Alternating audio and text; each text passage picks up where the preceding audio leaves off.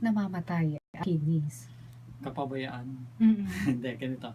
Nung mga 1970s, 80s, makikita mo lang mga dialysis center sa malalaking ospital. Mm. Pero ngayon, nakikita mo kahit saan may dialysis center, hindi lang sa malalaking ospital, no? Ako pinaka problema dyan is the lifestyle or the food. Mm. Malaking kinalaman ako kasi ito yung pinaka-popular instant noodles. Mm. May mga borax o may chemicals yan nagde-deposit sa kidney. Hindi lang noodles, no? Marami kahit mga dilata na may content na lead, nakakasira ng kidney yon. And even then, yung sabihin natin mga soft drinks, may dye na ginagamit yan, nakakasira din sa kidney. Now, nakita din even iced tea, nakakasira din ng kidney. Certain medications, nakakasira ng kidney. Like, maraming may diabetes, meron kayong iniigang na gamot, very popular, nakakasira, meron siyang cumulative effect na nakakasira sa kidney. Ha? Yung letter M? Talaga? Yeah. Long-term effect na nakakasira ng kidney. Wow! Oo.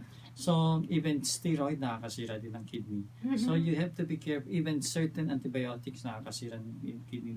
Kaya kung kayo may memes, no, ito yung parang index ng ng mga gamot.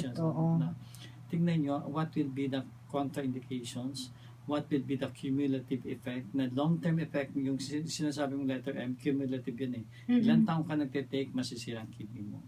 Kaya maraming nagda-dialysis, diabetic patient, complication ay nasisira ang kidney. Bakit hindi ba sila pwedeng bigyan ng hindi letter M Pwede na gamot? Pero kasi it's more effective. Yung letter M na yun. Kasi nga, tinitingnan kasi ng doktor, ano yung pinakamabilis na makakaganda ng pasyente, paganda ng pasyente.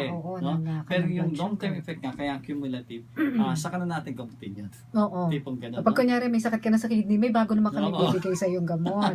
Kaya di ba nag-umpisa yung dialysis patient, isa dalo lang. Then hindi mapababa yung yung kanyang diabetes, magdadagdag na naman yan. Nagkaroon ng sakit sa puso, dagdag na naman yan. Nagka-alta pressure, dagdag na naman yan. Nasira ang kidney, 8 klaseng gamot na ang itinitake nila.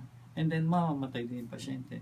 Kaya alam mo, dapat umpisan mo sa punot dulo pa lang, anong dahilan ng iyong pagkakasakit? Pagkain. Okay. So, sabi mo, Doc Delata, pwede nga maging dahilan din ng pagkasira ng kidneys yan. So, ibig sabihin yung mga kinakain natin, corned beef, mga sardinas. Meron kasi 3 klase ng preservative na nilalagay sa pagkain. Ito yung matamis, maalat, at saka yung masebo na pagkain, additives, no. Now, unfortunately, maraming rich in sodium na pagkain na hindi na maalat ang lasa. Kaya nadaya ng panlasa natin. Excess of sodium, excess of calcium nakakasira sa kidney natin. What about calcium, no? Yung non-acidic na calcium ascorbate, pag masyadong mataas ang take niyan, nakakause siya ng kidney stones. Ngayon, pag napabayaan yung kidney stones, nakakasira ng kidney. Ano yung may non-acidic calcium ascorbate? Yung bang vitamin C na iniinom ngayon? Kaya calcium ascorbate. Dalawang klase yun eh. Calcium ascorbate or sodium ascorbate.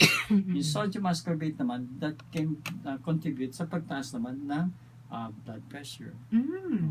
Wow! Akala mo mga simpleng suplemento, akala mo safe, yung pala pwedeng makaharm din sa ating kasi kidneys. meron naman kasing natural na vitamin C din eh. It's routine hesperidine, pero it's more expensive. Pero if you want talaga the safest, prutas. Prutas. Kumain ka maraming kiwi fruit. Naku parang wala yata nun sa atin, Doc. Sa Australia lang meron yan. At saka mahal dito. Ang vitamin C source natin ay guava. Guava, yes. Calamansi, yan. Pwede. Dragon fruit. Dragon fruit, Pero Doc, paano naman if you want pinakamura, kamyas. Yes. So, kaya lang, kailangan mo isaw-saw pa sa asin para sumara. Pero yung Doc, yung calcium na supplements na para daw sa buto, nakaka-apekto ba yan sa kidney? Yes. Calcium should not be taken by itself. No? There should always be a combination of calcium, magnesium. Kasi kapag purely calcium, makaka-apekto din yan. Kaya it should always be balanced with calcium, magnesium. Naku, delikado pala yun, no?